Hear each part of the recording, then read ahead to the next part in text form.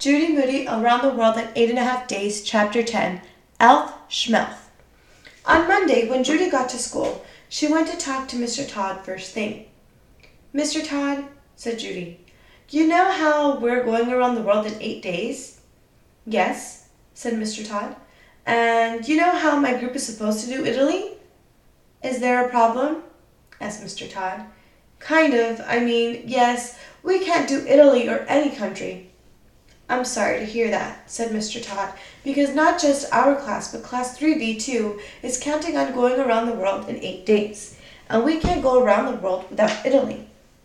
"It's sort of my fault," said Judy. "I missed practice for the Tarantella, and Rocky and Frank and Jessica got mad, and—" "I'd like you to try to work this out yourselves," said Mr. Todd.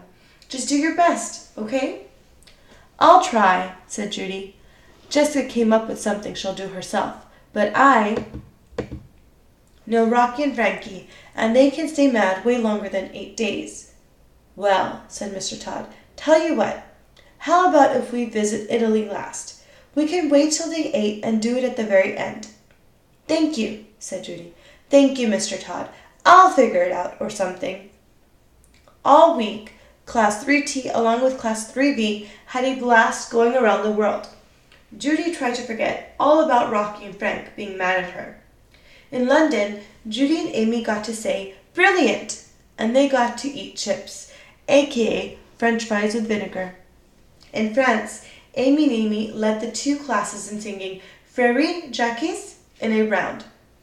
In Yemen, aka Yemen, they got to eat spicy beans and rice with their fingers. Then they got to try brushing their teeth with a stick like Nellie Bly. In Egypt, they built a giant sugar cube pyramid, and in Japan, Judy got to try on a kimono and learn kirigami, the Japanese art of paper cutting. In China, they made brush paintings and ate fortune cookies that were really from the Happy Garden Chinese restaurant, not China. "What does your fortune say?" Judy asked Amy. "You will find new friends soon."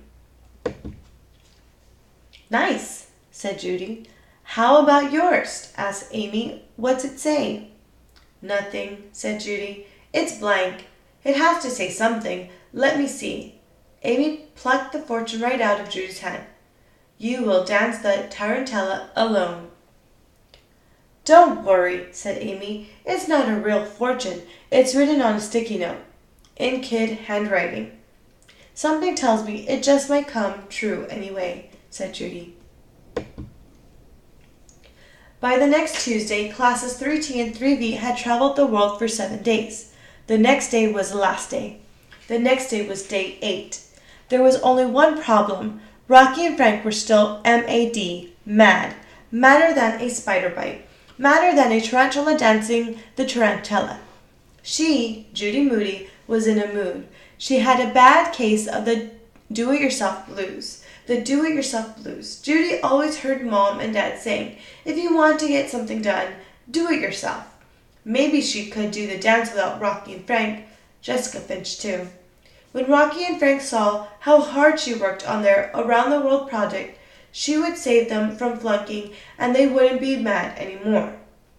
So she, Judy Moody, official card-carrying member of the My Name is a Poem Club, would make sure classes 3T and 3B went around the world in 8 days. She, Judy Moody, would DIH, do it herself. Judy stayed up past bedtime reading about Italy and gluing pizza tables together and making up a game for everyone to play. She even made Stink practice the tarantella with her, but he just kept stomping on her feet. When she woke up the next morning, she dressed in a red skirt and a green and white striped shirt. She even drew Italian flags on her white tights and wore her red shoes from the time she was a Dorothy for Halloween. "Who are you?" asked Stink. "One of Santa's elves?" "Elf shmelf," said Judy. "Don't you know what's red, white, and green all over?" "Markers that got on Mom's new white carpet?" asked Stink. "I hope you're kidding," said Mom. Let's see. Red, white, and green. How about that strange spaghetti Dad makes?" "I thought you liked my tricolor pasta," said Dad. "You said it was creative." It's creative, all right, said Mom, making a funny voice.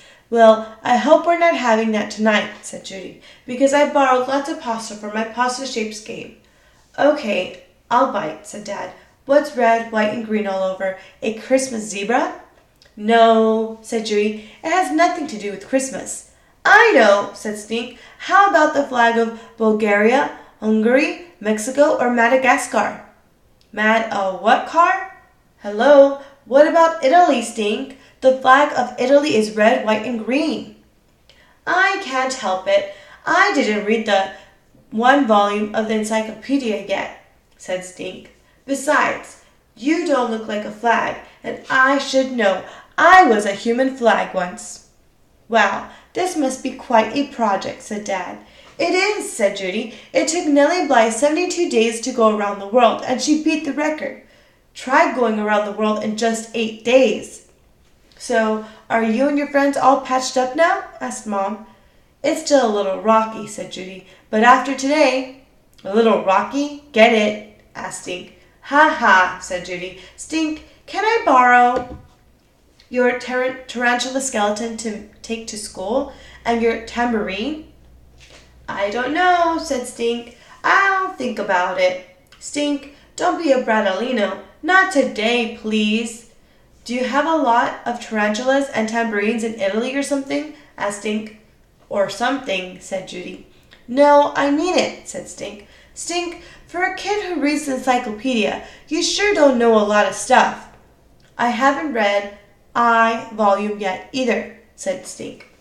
Well, you better get cracking, said Judy. Didn't you know, in the country of Italy, tarantulas play the tambourine while eating tortellini?